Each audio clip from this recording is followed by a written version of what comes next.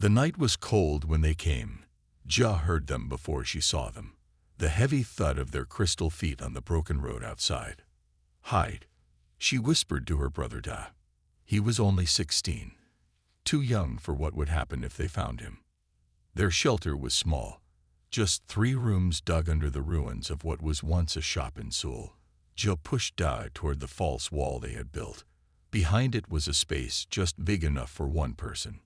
"What about you?" Da asked, his eyes wide with fear. "I'll be fine. Go." She forced a smile that felt like breaking. "I'll lead them away." The door shook as something hit it hard. Once, twice. On the third hit, it fell apart.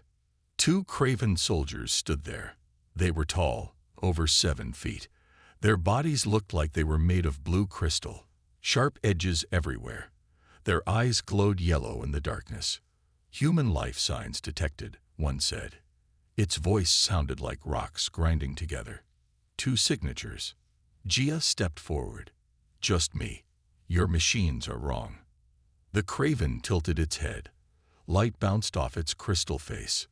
"Scan again." The second craven pointed a device at the room. It made a low humming sound. Ja held her breath. After a moment, the craven lowered the device. Single life sign confirmed. Strong. Healthy. Gia felt a small relief. The false wall was working. The metal scraps they had used to build it blocked the craven scanners. Dad would be safe. "You will come with us," the first craven said. It wasn't a question. "Why?" "I've done nothing wrong. I stay in the allowed zones." Ja tried to sound brave. The craven didn't answer. One grabbed her arm. Its touch was cold and hard. They dragged her outside to a waiting ship. It was small and round, hovering just above the ground. Inside, they pushed her into a seat. Metal bands snapped around her wrists and ankles. The ship lifted off, rising fast into the night sky. Through the window, Ja watched her home grow smaller. Tears burned in her eyes, but she refused to let them fall. She would not show weakness. Not to them. The ship docked with a much larger one in orbit.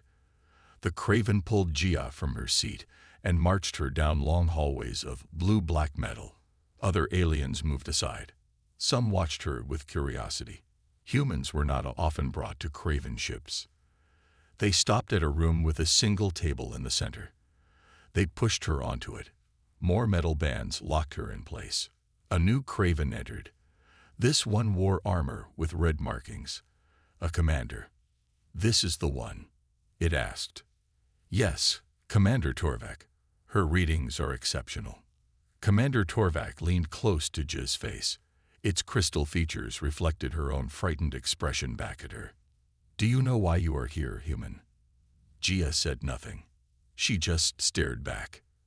"Your kind has an expression, the diamond in the rough. That is what you are." Torvak touched her forehead with one sharp finger. "Your brain patterns, your genetic structure, 1 in a million." A machine lowered from the ceiling. It had needles and scanners. Joe tried not to shake. "We have conquered many worlds," Torvak continued. "Many species, but humans have something unique. A talent for survival, for adaptation. Most break under pressure, but some, rare ones like you, become something more." The machine began to scan her. Lights moved over her body. "Project Fracture needs new subjects," one of the other cravens said. "The last batch didn't survive Phase 1. "This one will," Torvak said. "I can tell." Gia finally spoke. "I won't help you. Whatever you want, I won't do it."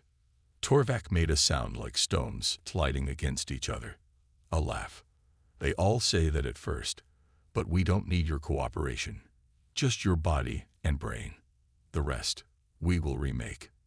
Gia thought of Da, hiding behind the wall. She had to survive, had to find a way back to him. "You will try to break me," she said quietly. "No," Torvak answered. "We will succeed in breaking you. That is certain. The only question is what you will become after we put the pieces back together." As they took her away to begin the process, Gia made a silent promise. To die. To herself. Asterisk, they think they're taking me to break me. But I'll find a way to break them instead. Asterisk. Gia woke in a small, cold room. The walls were smooth metal with no windows. Just a single door that had no handle on her side. A thin mat on the floor was her bed.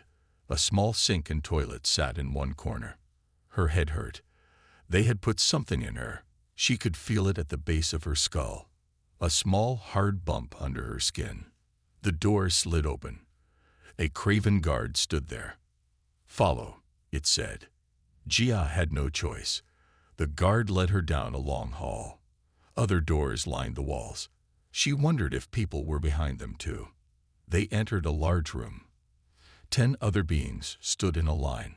Some looked human. Others were clearly alien. All wore the same gray clothes as Gia. "Stand there." The guard pushed her toward the end of the line. A male stood next to her. He looked Korean, like her.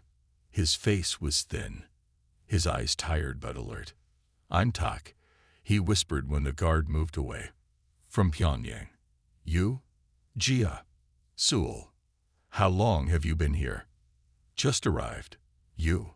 3 weeks, Tak said. "Most don't last that long."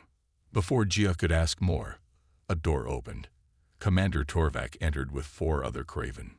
"Project Fracture begins today," Torvak announced. "Look around you. These are your competition. By the end of Phase 1, half of you will be dead. By the end of the program, likely only one will remain." Gia felt cold fear in her stomach, but she kept her face blank. "You were all chosen for your potential. Your bodies and minds have qualities we can use. You will become our weapons. The strongest of you will help us win our war against the Nexus Alliance." Torvak walked along the line, studying each of them. "The implants you received will begin your transformation. They will teach your bodies to be stronger, your minds to be faster. It will hurt. Most of you will break." When Torvak reached Gia, he stopped. "Some of you may even survive." The first day was pain. The implant at the base of Gia's skull activated. It felt like fire spreading through her body. She fell to the ground, unable to stand. Around her, others screamed and thrashed. Tak was on his knees next to her, his face twisted in pain, but he didn't scream. "Don't fight it," he whispered to her. "That makes it worse." Gia tried to relax, to let the pain flow through her rather than against her. It helped, but only a little. Hours passed. 2 of the aliens in their group stopped moving. Guards dragged their bodies away. That night, back in her cell, Gia lay shaking on her mat. Every muscle hurt. Her head pounded. She wanted to cry, but no tears would come. The next day was worse. They were taken to a training room. Machines tested their strength, speed, and reflexes. When they failed to meet standards, they received shocks from their implants. Gia failed often at first. Each shock made her bite her lip until it bled. But she watched. She learned. By the end of the day, she was doing better. On the 3rd day, one of the humans collapsed. Blood came from his nose and ears. He didn't get up. His brain couldn't handle the accelerated learning. Tak told her during their brief meal break. "The implants force information and skills into your mind. Some can't take it." "How do you know so much?" Gia asked. Tak's eyes darted around, checking for guards. "This isn't my first time in Craven hands. I escaped once before. That's why they put me in Project Fracture when they caught me again. They thought I'd make a good weapon. Will you escape again?" "I plan to. And this time, I won't be alone." He looked at her with meaning. That night, as Gia lay in her cell, she thought about Da. Was he safe? Had he found others to help him? She had to survive, had to escape, had to get back to Earth. A small voice in her mind whispered that it was hopeless, that she should give up. Gia pushed that voice away. "Let them think they're winning." She whispered Tak's words to herself. "The truly dangerous prisoner is the one the jailers believe they've tamed." She would pretend to break, but inside, she would grow stronger. 6 months passed. Jia's body changed. She was stronger now, faster. The constant pain from the implant had faded to a dull buzz at the back of her head. Only 4 of them remained from the original group. Jia, Tak, and 2 aliens she had learned were called Mrek and Voss. The others had died during training or been removed when they failed to improve quickly enough. Today's training was combat. They fought against training robots while the Craven watched and took notes. Jia moved without thinking. Dodge, strike, roll. The moves came naturally now. The implant had put the knowledge directly into her brain. Her body remembered things she had never actually learned. But lately, something else was happening. Something the Craven didn't seem to know about. Jia could feel things around her. Energy. Life. The hum of the ship itself. At first, she thought it was her imagination. But then one night in her cell, she tried an experiment. She stared at her water cup across the small room. She focused on it, felt its shape in her mind. And then, it moved.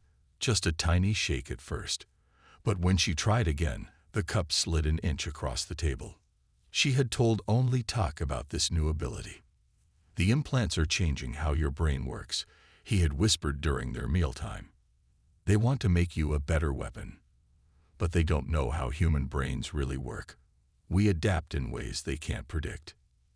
Now, as Jia finished her combat training, Commander Torvak entered the room. He rarely watched their sessions anymore. Impressive, he said, watching Jia disable the last robot. You progress faster than the others. Jia lowered her eyes. She had learned to act submissive, to seem broken and obedient. Thank you, Commander, she said quietly. Tomorrow you begin the next phase of training, Torvak said. You will learn about your enemies. The Nexus Alliance grows stronger. We need weapons like you to fight them. After Torvak left, the guards took them back to their cells. But instead of going directly to her room, they took Jia to a new area, a medical room. 2 Craven scientists waited there. Lie down, one ordered, pointing to a table. Jia obeyed. Metal restraints locked around her wrists and ankles. Her neural pathways show unusual development, one scientist said to the other. The implant connections are spreading faster than predicted. They scanned her head with a device that hummed and glowed. More integration is needed, the second scientist said. Increase the connection points by 30%. They activated her implant. Pain shot through Jia's head. She bit her lip to keep from screaming. The room spun around her. Images flashed in her mind. Stars, maps, alien worlds. Knowledge poured into her brain about the Nexus Alliance, the Craven's enemies. When they finally released her, Jia could barely walk. The guard had to drag her back to her cell. She collapsed on her mat, her head pounding. But as the pain faded, she realized something new. The energy she could feel around her was stronger now, much stronger. She looked at her water cup and focused. This time, it didn't just move. It floated completely off the table, hovering in the air. She let it drop, shocked at her own power. Later that night, the door to her cell slid open. Tak slipped inside. He had figured out how to bypass the locks weeks ago, but they rarely risked meeting like this. They're planning to deploy us soon, he whispered. I overheard the guards. The Nexus Alliance attacked a Craven mining colony. They're going to send us there as a test. All of us. No.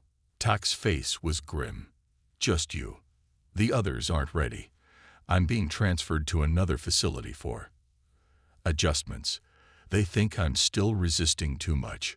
Jia felt cold fear. When? You leave tomorrow. Me the day after. He grabbed her hand. This could be your chance to escape. Not without you, Jia said. Listen to me. Tak's voice was urgent. If you get the chance, you take it. Find the Nexus Alliance. They're not perfect, but they fight the Craven. They might help you. What about my brother? Earth. One step at a time, Tak said. First, you get free. Then we worry about the rest. As Tak slipped back to his own cell, Gia stared at her hands. She made a small gesture, and the cup rose again from the table. Then the small light panel, then her shoes. The Craven had wanted a weapon. They were about to get one, just not the kind they expected. The mining colony hung in space like a broken tooth. It was an asteroid, hollowed out by Craven miners. Now it was a battlefield. Gia stood on the bridge of the Craven ship. Commander Torvak pointed at the main screen. "The rebels hide in the lower tunnels," he said. "They refuse to surrender. You will go in with the soldiers and help find them." "And then?" Gia asked. "Then you will kill them," Torvak said. "It is time to test your training." Gia kept her face empty. Inside, her mind raced. This was it, her chance to escape, as Tak had said. But she had to be careful. They gave her light armor and a weapon. The Craven guard named Mekter would lead her team. "The human stays in the middle," Mekter told his soldiers. "Protect the asset." The shuttle landed in a large cave that served as a dock. 6 Craven soldiers surrounded Gia as they moved deeper into the asteroid. The tunnels were dark and narrow. The air smelled of dust and something burning. They found the first rebels quickly. They weren't Craven. They looked almost human, but with pale blue skin and 4 arms. They fired weapons at Joe's group. "Kill them," Mekter ordered. The Craven opened fire. 2 rebels fell. The others ran deeper into the tunnels. "Asset, pursue." Mekter pushed Gia forward. This was not how Gia had planned to escape, but she had to act now. She reached out with her mind, feeling the energy around her. The Craven's crystal bodies hummed with it. She focused on Mekter first, found the pattern of energy that held his crystal form together. And then she pulled. Mekter made a sound, half scream, half surprise. Then his body shattered like glass. The other Craven turned, weapons raising. Too late. Gia felt her power surge. She pushed outward with her mind, and the Craven soldiers exploded into thousands of crystal shards. The rebel fighters stared at her in shock. "I'm not with them," Gia said quickly. "I'm a prisoner. They were using me." One of the blue-skinned rebels stepped forward. "You did that. With your mind." Gia nodded. "What are you?" "Human," she said. "From Earth. The Craven took me for their Project Fracture." The rebel's eyes widened. "We've heard of this project. The Nexus Alliance has been looking for information about it. Can you take me to them?" Gia asked. "I need to find the Nexus, and I need to help my friend Tak. He's being transferred to another Craven facility." Before the rebel could answer, an alarm sounded. The colony shook with explosions. "They're bombing the tunnels," the rebel said. "We need to get to our ships." They ran through the maze of tunnels. More explosions rocked the asteroid. Dust and rocks fell from the ceiling. "This way," the rebel pointed to a side passage. "Our ships are docked in the secondary bay." When they reached the bay, only one small ship remained. It was sleek in silver, unlike the boxy Craven vessels. "Take it," the rebel said. "I'll stay with my people. But you're more important. If what you can do is real, the Nexus needs you. Head to the Palaxis system. Find Station 7. Tell them Irv sent you." Gia climbed into the ship. The controls were strange, but somehow she knew how to use them. The implant in her head fed her information. As she lifted off, she saw more Craven ships arriving. The mining colony wouldn't last long. In space, Gia checked the ship's computer. It had star maps. She found the Palaxis system. It was far, but she could make it. She also found something else, records of Craven facilities. She searched for information about transfers, about Project Fracture. There it was, Facility 89, a research station orbiting a gas giant. That's where they were taking Tak. Gia set the ship's course. Not for Palaxis and the Nexus Alliance. Not yet. First, she would find Tak.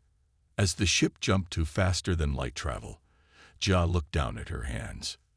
They were shaking, not from fear, but from power. She had shattered Craven soldiers with a thought.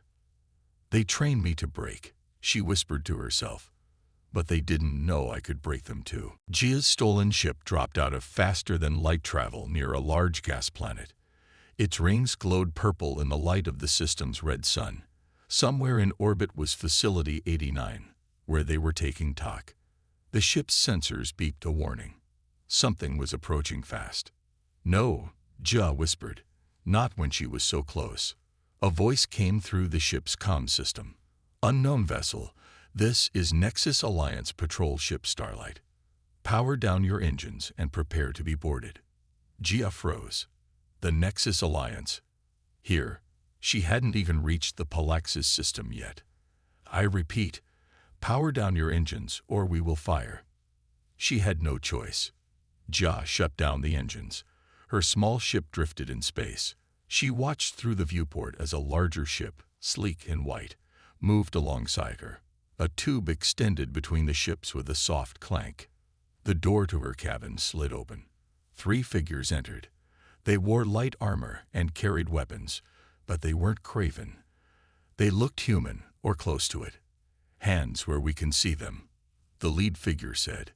Jia raised her hand slowly. She could feel her power stirring. She could probably shatter these people like she had the Craven. But she didn't want to. These might be allies. The leader stepped closer. He was clearly human. Korean, like her. His name badge read, Hae-jun.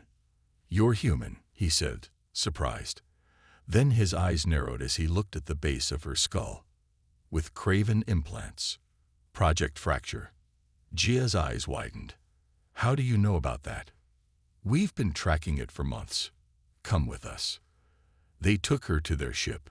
It was clean and bright, unlike the dark Craven vessels. They put her in a small room with a table and chairs. Not quite a cell, but not freedom either.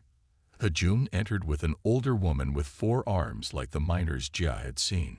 She wore a uniform with many badges. I am Captain Len, the woman said. This is Lieutenant Hae-jun, our human liaison.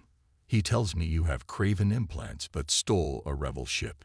Explain. Jia told them everything. About being taken from Earth. About Project Fracture. About discovering her powers and escaping. About Tak being transferred to Facility 89. Facility 89, Captain Len said thoughtfully. We've been watching it. A Craven research station. I have to save Tak, Jia said. He helped me survive. Hae-jun and Captain Len exchanged looks. The implants, Hae-jun said. Can you show us what they let you do? Jia looked at the water glass on the table. She focused, and it rose into the air. Then she made it spin. Then she set it down gently.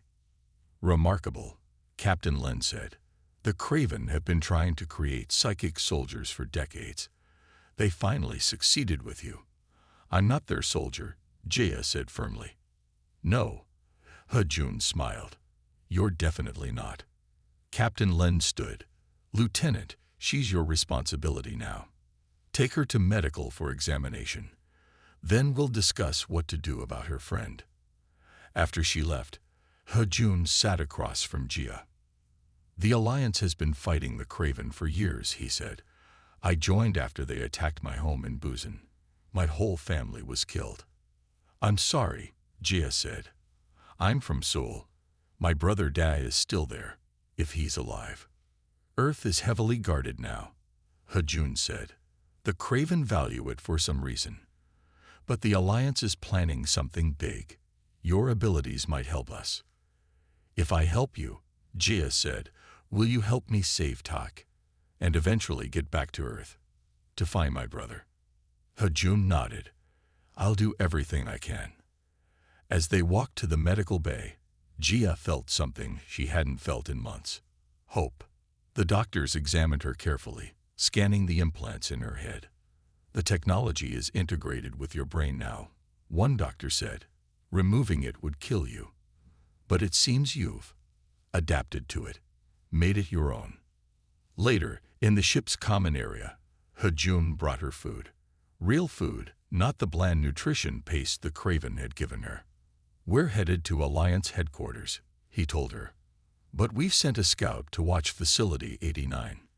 If your friend arrives, we'll know." "Thank you," Jia said. For the first time since her capture, she felt she wasn't alone.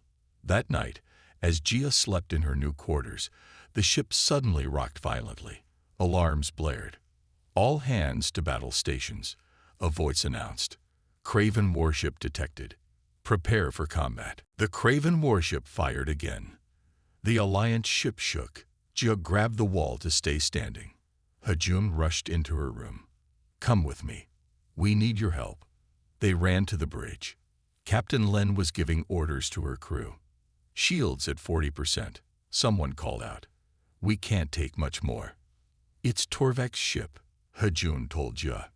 "He must be tracking you through your implant." Jia touched the back of her neck. "Can you block the signal?" "No time," Captain Len said. "We need to fight or run." Jia stepped forward. "Let me help." Everyone looked at her. Captain Len nodded. "What can you do?" Jia closed her eyes. She reached out with her mind, feeling the space around them. She could sense the Craven ship, its crystal core pulsing with energy. "I can feel their ship," she said. "I think I can break it, like I broke the Craven soldiers." "From this distance?" Hejun asked, surprised. "I can try." Jia focused harder than she ever had before. The distance was great, but she could feel the familiar pattern of Craven crystal. She pushed against it with her mind, trying to find the weak points. Sweat ran down her face. Blood dripped from her nose. The strain was enormous. On the screen, they saw the Craven ship suddenly stop firing. Then a small explosion erupted from its side. "She's doing it," Hejun whispered. Jia pushed harder.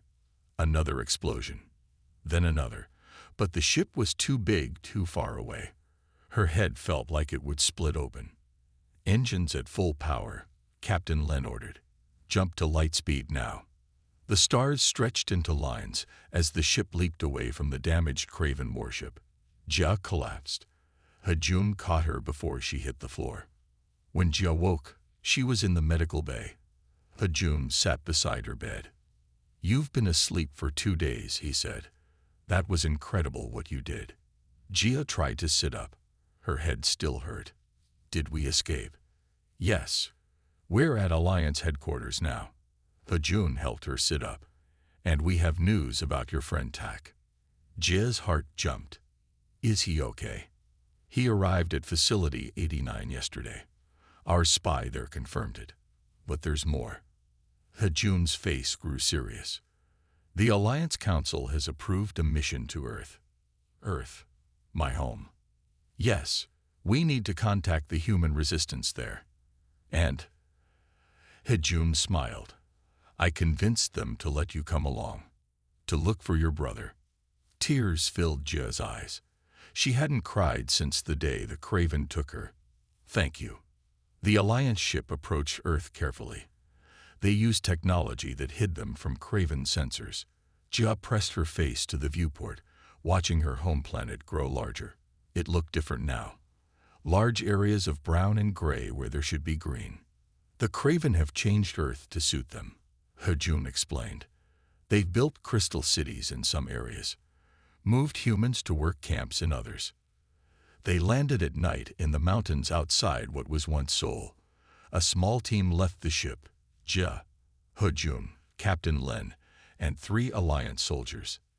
The air smelled different to Jia. Metallic. Wrong. In the distance, she could see the glow of a Craven city where part of Seoul had been. "The resistance should meet us here," Hejun said, checking the small device. They waited in the shadow of trees. Jia felt the earth beneath her feet. Home, but not home. A twig snapped. Everyone turned, weapons ready. 5 figures emerged from the darkness. Humans with dirty faces and makeshift weapons. Their leader stepped forward. A young man with a familiar face. Jia's heart stopped. It couldn't be. Die, she whispered. The young man stared at her in shock. Jia, is that really you? She ran to him. They held each other tight. Jia couldn't speak through her tears. I thought you were dead, Daz said. They took you. No one comes back. I came back, Jia said. And I'm not the same. Hejun approached them. We need to move. It's not safe here. Day nodded. Follow us. Our base is hidden underground. As they walked through the ruins of their homeland, Dai told Jia what had happened after she was taken. Mom and Dad. They didn't make it. Craven raids got worse. I joined the resistance last year. I'm going to help end this, Jia promised. I have powers now. I can hurt them. Dai looked at her strangely. What did they do to you up there? They tried to break me, Jia said. They didn't know they were teaching me how to break them instead. The resistance base was deep underground in old subway tunnels. People lived in small rooms made from whatever they could find. Children played quietly in corners. Everyone looked thin and tired, but their eyes were strong. Dai led Jia and the Alliance team to a larger room with maps on the walls. We have about 200 fighters, Dad explained.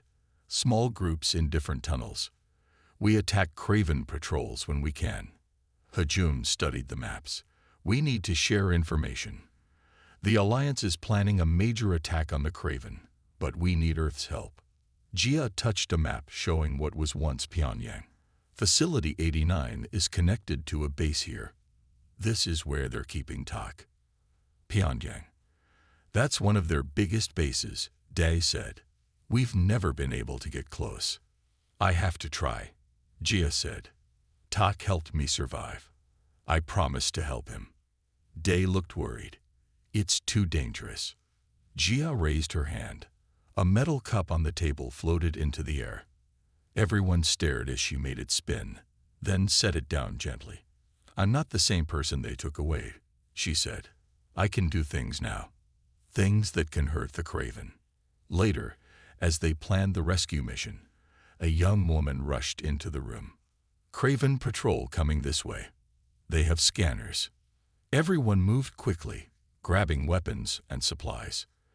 They must have tracked your ship, Daz said to Hejun. We need to evacuate. I can help, Jia said. She closed her eyes, reaching out with her mind to sense the approaching Craven. 8 soldiers, 2 blocks away. We don't have time to move everyone, Daz said. Jia stood. You don't need to. I'll stop them. Before anyone could argue, she ran toward the tunnel exit. Jia, wait. Hejun called, running after her. Outside, in the dark ruins of the city, Jia found a hiding spot between broken walls. She could feel the Craven getting closer. Their crystal bodies hummed with energy she now recognized. Hejun caught up to her, breathing hard. You shouldn't face them alone. I'm not alone anymore, she said, smiling at him. The Craven patrol came around the corner. 8 tall crystal soldiers with scanning devices. Jia stepped out where they could see her. Looking for me, she called. The Craven raised their weapons. Jia didn't give them time to fire. She reached out with her power and pulled. The familiar sensation of crystal breaking flowed through her mind.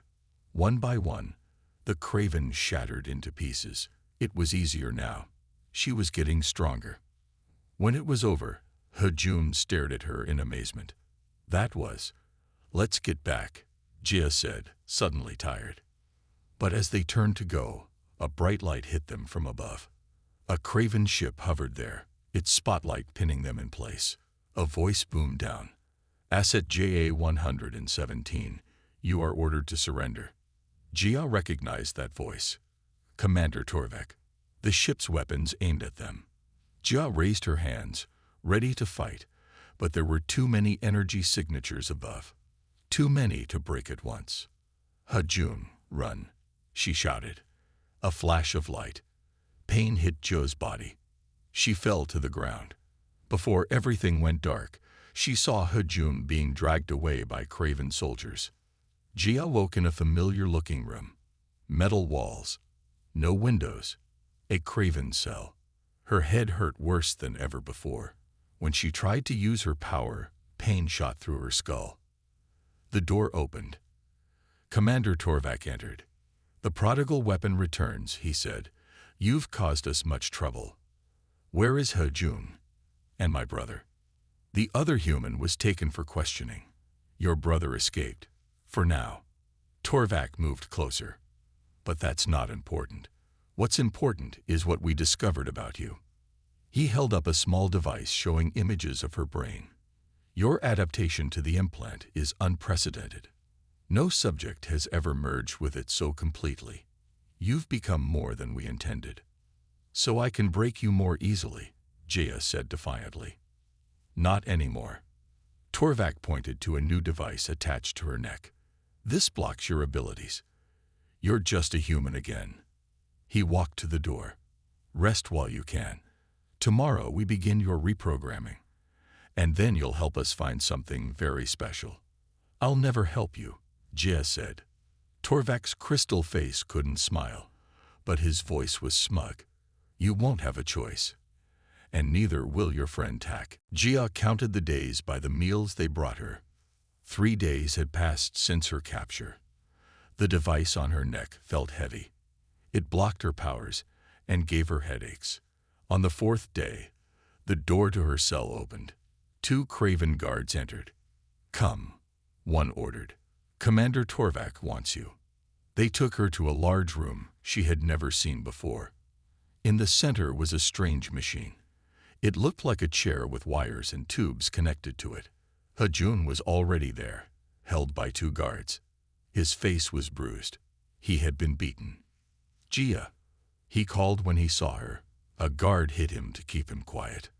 Commander Torvak stood next to the machine. "Good. You're both here. What do you want?" Jia asked.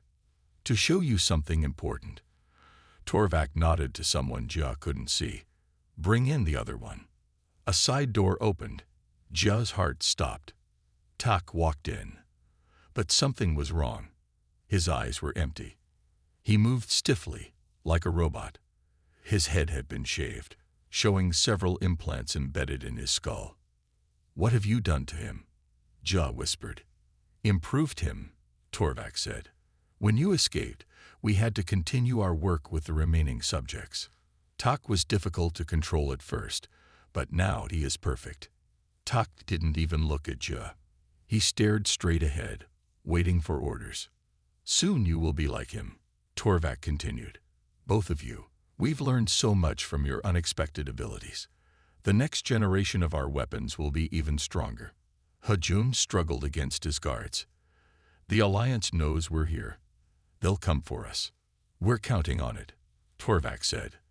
"We want them to come." A loud boom shook the room. Alarms began to sound. Torvak tilted his head, listening to something through his communication device.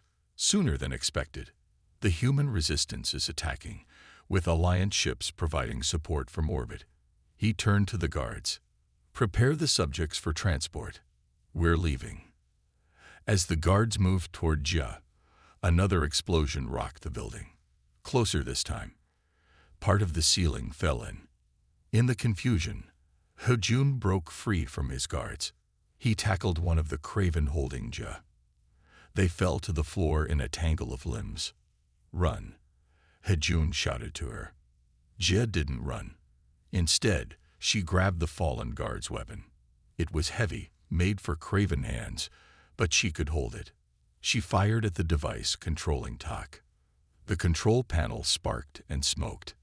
Tak blinked, like someone waking from a dream. For a moment, his eyes focused. He recognized her. "Jia," he said weakly. "Tak, help us." Tak shook his head, fighting the programming. Then, with a roar, he turned on the nearest craven guard. His movements were fast, enhanced by his implants. He broke the guard's crystal arm and took its weapon. Commander Torvak backed away. "Impossible. The programming is too strong to break." "You never understood," Jia said, advancing on him with the heavy weapon. "Humans don't break the way you think we do." Another explosion. This one blew a hole in the wall. Through the smoke and dust, Gia saw familiar faces. Dad led a group of resistance fighters into the room. "Gia," he called. "This way." Torvak pulled out a small controller. "No one leaves. If I can't have my weapons, no one will." He pressed a button. Pain exploded in Gia's head. She fell to her knees. Through watery eyes, she saw Hejun and Take also collapse in pain. Despite the agony, Gia crawled toward Torvak. If she could just reach him, take that controller. Suddenly, the pain stopped. Gia looked up to see Dai standing over Torvak's fallen body. He had shot the Craven commander. "No one hurts my sister," Dai said. Gia reached up and ripped the blocking device from her neck. Immediately, she felt her power return, flowing through her mind like a river. "We need to go," Dai said, helping her up. "The Alliance is bombing the main Craven facilities. This whole place will collapse soon." Hejun staggered to his feet. "Tak." They looked around. Tak stood by the machine, his hands on the controls. "You have to leave without me," he said.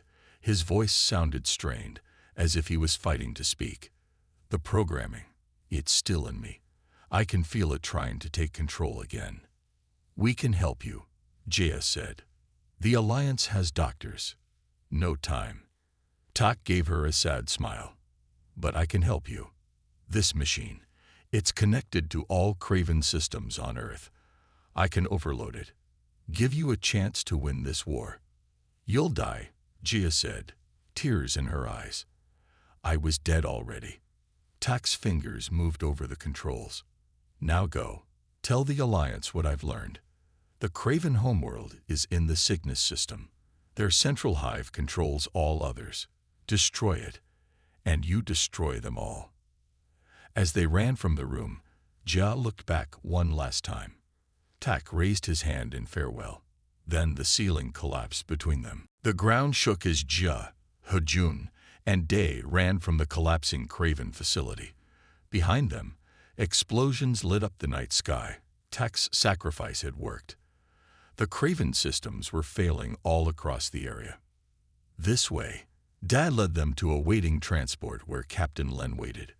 "Get in," the four-armed alien called. "We have to get to orbit now." As they lifted off, Gia looked down at the burning Craven base. Somewhere in that fire was Tak. She touched the spot where the blocking device had been. Her powers flowed free again, stronger than before. "What did Tak tell you?" Captain Len asked as they broke through the clouds. "The Craven homeworld is in the Cygnus system," Gia said. "If we destroy their central hive, we can defeat them all at once." "That matches our intelligence," Hejun said. "But the Craven homeworld is heavily guarded. We would need a massive fleet to attack it." Captain Len's transport docked with the Alliance command ship in orbit. Alliance officers were waiting for them. They took Gia, Hejun, and Day to the bridge, where a map of Earth showed the battle raging below. "The Craven are in chaos," an officer explained. "Their control systems are failing, but they're still dangerous." On the screen, Gia could see Craven ships gathering above what was once South Korea. They were forming a circle around something on the ground. "What are they protecting?" Dai asked. "Energy readings are off the charts," an Alliance scientist said. "They're activating something big." Gia studied the pattern. She recognized it from information in her implant. "It's an energy nexus. The Craven built it on a special point where Earth's natural energy flows meet. If they fully activate it, they can." "Can what?" Hejun asked. "Destroy everything. Turn Earth's energy against itself." Captain Len turned to her officers. "Prepare all ships to attack that position." "Wait," Gia said. "I have a better idea." She explained her plan.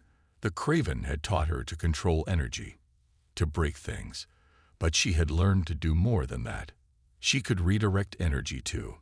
If she could get close enough to the Nexus, she might be able to turn it against the Craven instead. "It's too dangerous," Dad protested. "You just got free." This is why they took me, Gia said. This is why they trained me. So I could do this. She looked at her brother. For Earth. For Mom and Dad. The plan was simple but risky. A small ship would take Gia close to the Nexus. Hajun insisted on piloting it. Dad would go too. The Alliance fleet would create a diversion, drawing off the Craven ships. As they approached the Nexus, Gia could feel its power. It pulled at her mind, calling to her implant. The Craven had built something terrible here. There's an opening, Hajun said, pointing to a gap in the Craven defense. He flew the small ship through it. They landed near the Nexus, a towering crystal structure pulsing with blue light.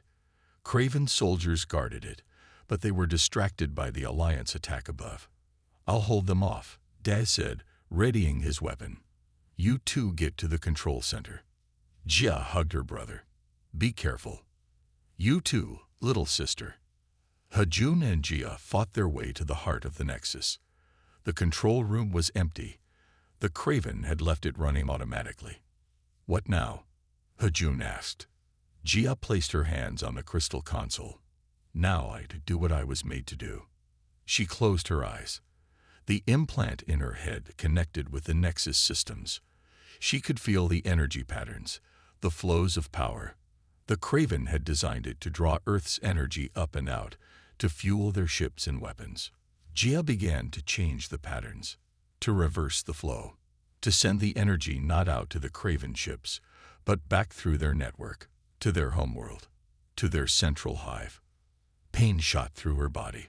Blood ran from her nose. The power was too much. Gia. Hajun grabbed her shoulders. Stop. It's killing you. I have to finish, she gasped. For Tak. For everyone. With one final push, Gia sent a surge of Earth's energy through the Craven network.